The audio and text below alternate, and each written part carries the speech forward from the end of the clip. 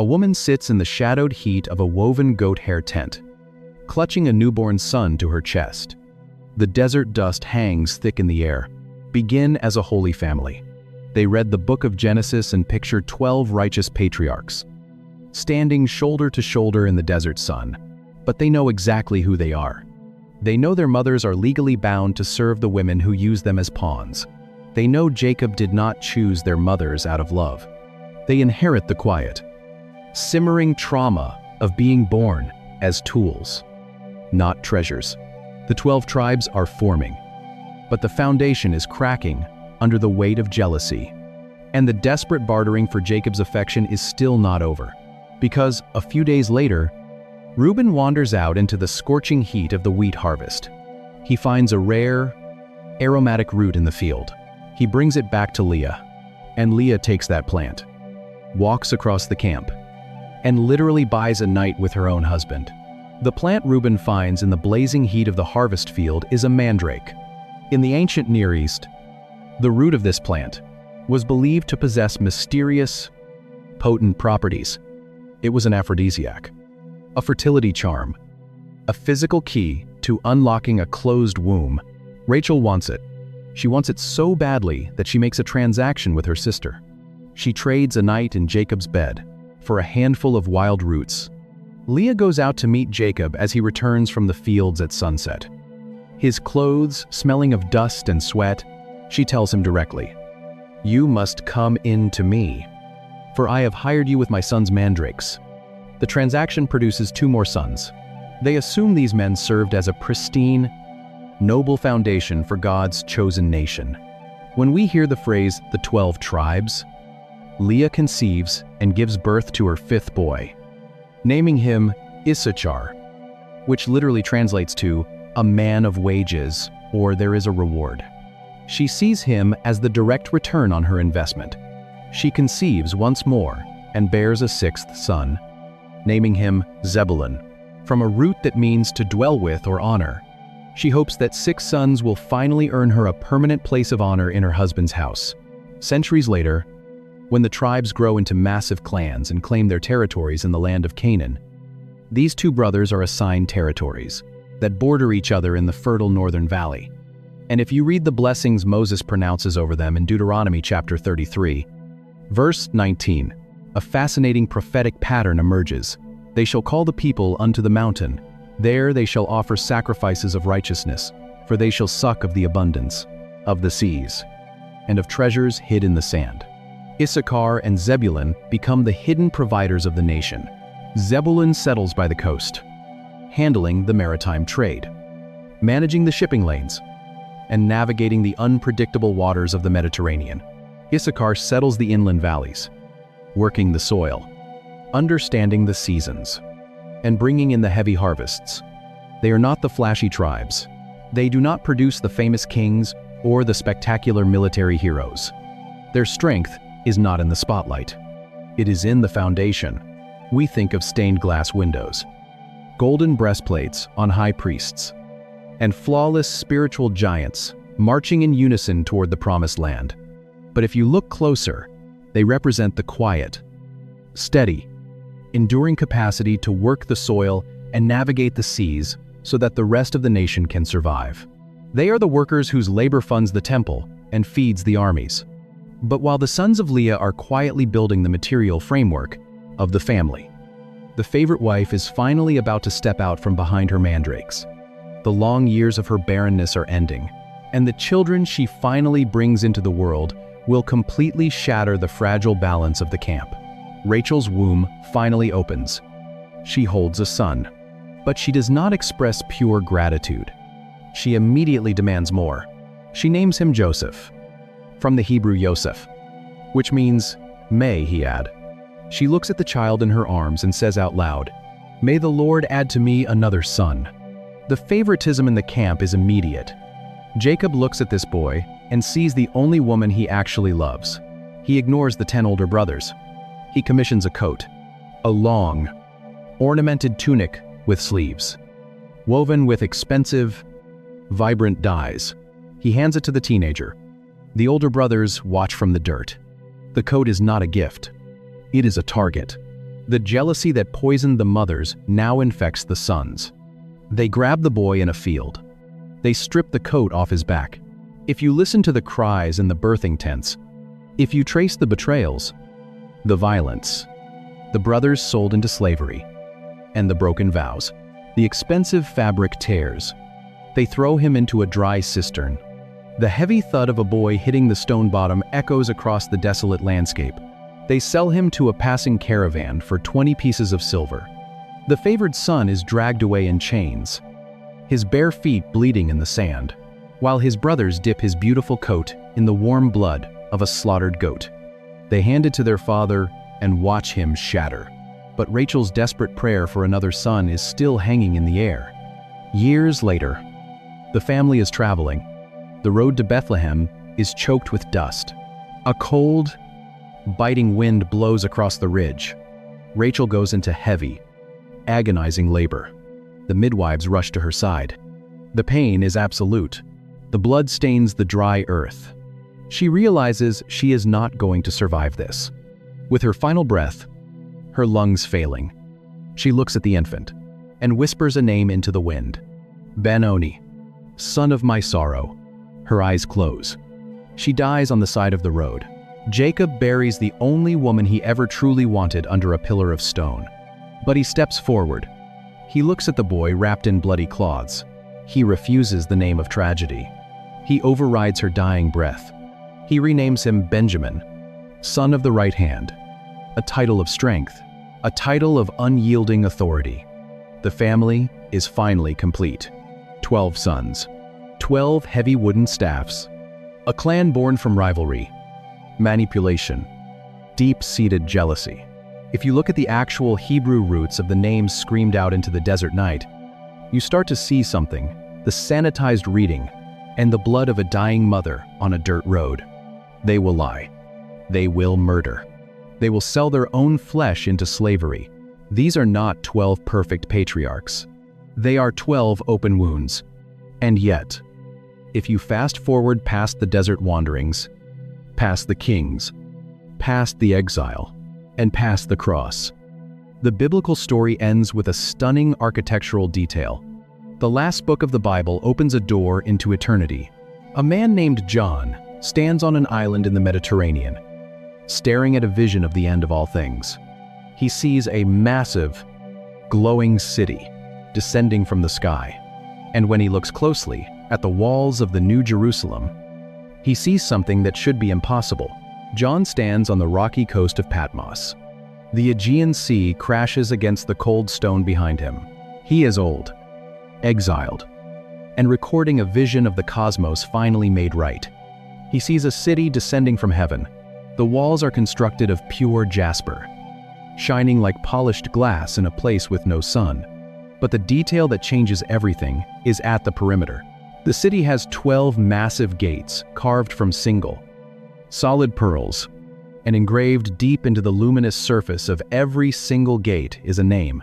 Not the name of an angel, not a theological virtue like peace, or justice, or holiness. The gates bear the names of the 12 sons of Jacob, completely misses. The 12 tribes are not a monument to human perfection. They are a case study in divine salvage. God does not build his. Think about the absolute scandal of that architectural choice. God is designing the ultimate sanctuary for a redeemed humanity. You would expect the entrances to be named after something pure, something entirely untainted by human failure. Instead, he carves the name of Reuben into a gate, the firstborn who defiled his father's bed. He carves Simeon and Levi, the brothers who took iron swords into a city and slaughtered men in the dark. He carves Judah, the man who orchestrated the sale of his own teenage brother into foreign slavery. He carves the names of boys born out of a bitter, manipulative birth war between jealous sisters fighting for a husband's affection. The gates are not monuments to human perfection. They are permanent memorials to the grace of God. Every time a citizen of the New Jerusalem walks into the city, they have to pass through a doorway named after a broken, jealous, as violent, or compromised man. It is a constant, structural reminder that you do not enter the presence of God because you have maintained a flawless moral record. You enter because God takes shattered things and builds his house out of them. Eternal city on the shoulders of flawless men. He builds it out of a profoundly dysfunctional, deeply broken, warring family. He takes men defined by. The 12 tribes were never meant to be an example of how good humanity can be. They were chosen to demonstrate how deep the redemption of God actually reaches. He takes the unloved wife, the manipulative sister, the angry sons, and the betrayed brother, and he weaves their chaotic history into the very entrance of eternity. But that architectural truth is not just a theological observation. It is a mirror. Reuben gave in to lust, and God kept his name. Simeon gave in to rage, and God kept his name. Levi slaughtered a city, and God made his sons the priests. Judah sold his brother, and the Messiah walked out of his bloodline. Dan was born as a weapon, and God gave him justice. Naphtali arrived in a struggle, and God gave him the heights. Gad was born to compete, and God gave him the victory. Asher was claimed for leverage, and God gave him the harvest. Issachar was bought with a root, and God gave him the land. Zebulun fought for attention, and God gave him the seas. Joseph was thrown in a pit, and God gave him the crown. Benjamin was named in sorrow, and God gave him the strength.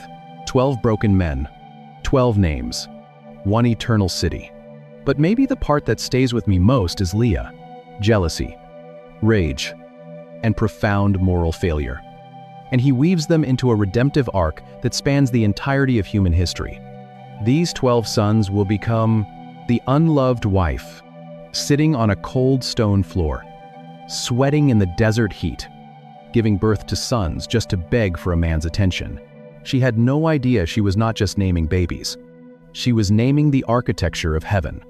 She thought she was entirely defined by her rejection.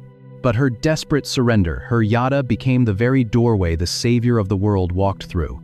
If you are in a season where you feel like you are made of cracked wood, if your family tree is defined by dysfunction, if your past is a series of shattered decisions, or if you feel like you are desperately bartering for love in a situation that will never change, look at the gates. Your brokenness is not a disqualification. It is the raw material. God does not need a pristine resume to build something holy in your life. He takes the jealousy, the sorrow, and the colossal mistakes, and he carves them into a staff that can actually guide you home. If this shifted something in you, subscribe. Leave a comment, even one word helps. Share this with someone who feels disqualified by their own story. Pray for us as we keep digging into these texts. And may the Duckner, God, who built eternity on the shoulders of broken men, take the shattered pieces of your own history and carve your name into his house forever. 12 tribes. Millions of people carrying the ancestral trauma and the hidden promises embedded in their very names.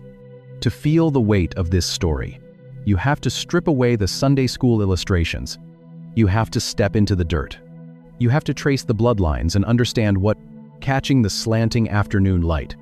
Outside, the bleating of sheep and the harsh shouts of herdsmen echo across the arid plain. She is not a queen. It actually meant to carry one of these 12 banners into battle. Because these names are not just historical markers. They are a map of human failure colliding with the grace of God. Every single name tells a story of an unmet need. Every name reveals a crack in the foundation. And yet, these are the names God chooses to engrave on the very gates of the New Jerusalem at the end of time. But before you can understand the 12 names, you have to understand the container they were placed in. You have to understand what a tribe actually is in the ancient mind. And the specific Hebrew word used to describe them holds a physical image that changes how you read every single page that follows. The English text uses the word tribe, and when we hear it, we picture a political faction, a genetic clan, or a nomadic group wandering across the ancient Near East. We assume it is simply a biological category. But when the dying patriarch Jacob gathers his sons around his bed in Genesis chapter 49 to prophesy over their futures, the Hebrew word he uses to describe them paints a completely different picture.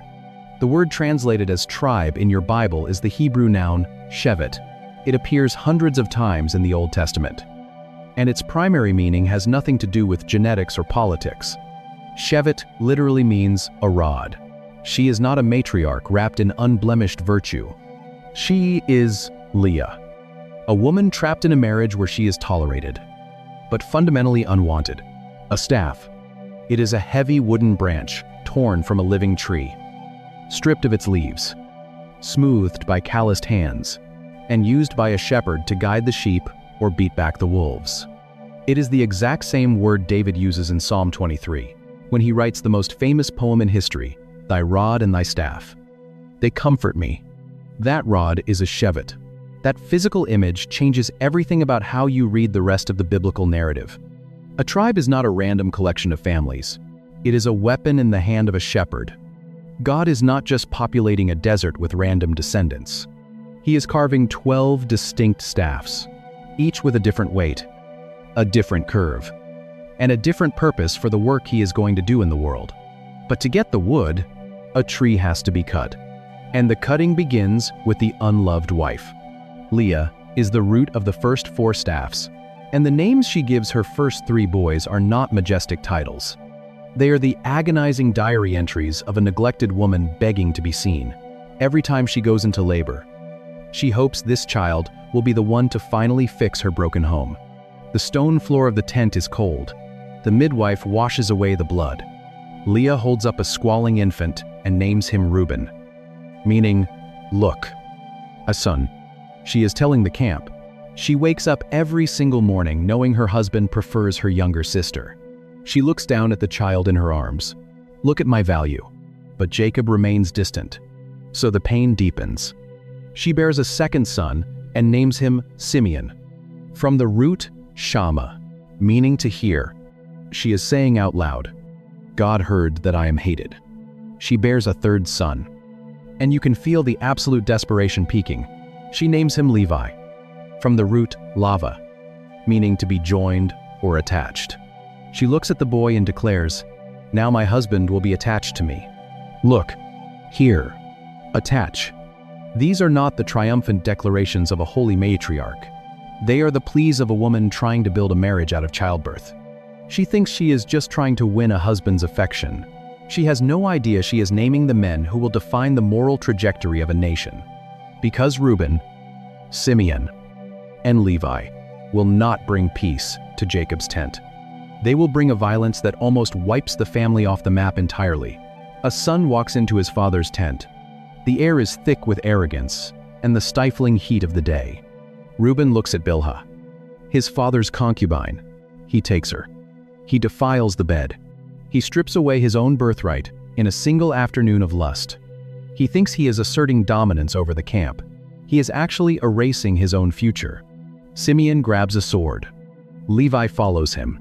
The blades are heavy, forged of cold iron, her face damp with the sweat of labor. And she gives him a name born of pure, agonizing desperation. She calls him Reuben. They march into the walled city of Shechem to avenge the assault of their sister. They do not negotiate. They do not seek a righteous judgment. They wait until the men of the city are recovering from circumcision. Immobilized and in pain, they strike in the dark. They slaughter every male. They take the women captive. They loot the flocks. The stone streets run with blood. The desert wind smells like copper and death. Jacob watches his family implode. He sees the violence staining his own camp. The heavy wooden staffs are cracking before they are even fully formed. Reuben gives in to lust. Simeon gives in to rage. Levi gives in to massacre. These first 3 sons are not the foundation of a holy nation. They are a liability. Years later, the father lies on his deathbed in Egypt. His breathing is shallow. His eyes are dim.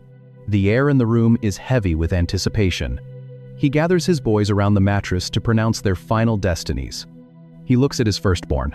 He does not offer a blessing. Unstable as water, you shall not excel. He looks at his second and third sons. Weapons of violence are their swords. Let my soul come not into their counsel. I will divide them in Jacob and scatter them in Israel. The firstborn is disqualified. The second is bypassed. The third is cursed for his wrath. The line of inheritance is shattered. See, a son, she thinks. Surely now, after providing a male heir, my husband will finally look at me. He doesn't, so she bears another. The birthright hangs in the air like dust in a shaft of light. 3 sons down, 3 staffs broken. The family is on the brink of total moral collapse before the nation even truly begins. But the lineage of the Messiah has to go somewhere. The ancient promise made to Abraham cannot die in the dirt of human failure. Jacob turns his head on the pillow. He breathes in. He looks past the 3 violent men standing at the foot of his bed. He locks eyes with the 4th son standing in the shadows of the tent. But there is a detail hiding in plain sight in Genesis chapter 29, verse 35. The agonizing pattern breaks. Leah goes into labor a 4th time. But this time, something internal has shifted. The text tells us she looks at her newborn son and says, "This time I will praise the Lord." She stops begging for her husband's attention. She takes her eyes off the man, who will never love her. And she looks up, and she names this 4th son Judah, Yehuda, to understand why the entire biblical narrative pivots on this exact moment. You have to look at the language underneath the English translation. The word translated as praise here is the Hebrew verb yada. It appears over 100 times in the Old Testament, but its root meaning has absolutely nothing to do with. And another. And then her sister, Rachel, barren and burning with a toxic jealousy, demands her husband give her children or she will die, singing a song in a sanctuary. The root of yada literally means to cast, to throw, or to shoot an arrow. It carries the physical, embodied image of throwing your hands into the air, either to hurl a heavy stone or to surrender completely to an overwhelming force. Leah is not just expressing gratitude. She is raising her hands in the desert heat and surrendering the crushing weight of her broken marriage. Praise is not a happy song you sing when life makes sense. It is the physical act of throwing your allegiance entirely onto God when the world refuses to give you what you want. If realizing that the names in your Bible are not just labels but profound theological markers is shifting how you read this book, you're exactly who this channel is for. Drop a thought in the comments and hit subscribe, because every week we go deeper into the text than you knew was possible. So Judah becomes the carrier of the promise. The first 3 staffs cracked under the weight of their own violence and lust. Judah is the 4th staff, the one born of Yada, the one born of a desperate surrender. And it is from this specific tribe that the kings of Israel will emerge. It is from this tribe that a carpenter from Nazareth will eventually step into the cold, rushing waters of the Jordan River. The camp becomes a battleground. Wives hand their maidservants to their husband just to score points in a bitter domestic rivalry. The Messiah does not come from the pristine, preferred wife. He comes from the unloved woman who finally threw her hands in the air and praised a God who saw her in the dark. But the family tree is far from finished. Leah has found her momentary peace, but her sister Rachel is watching from the shadows of her own empty tent. And what Rachel does next unleashes a domestic chaos that will name the next 4 tribes. Rachel stands in the doorway of her tent. She watches Leah parade 4 sons through the camp.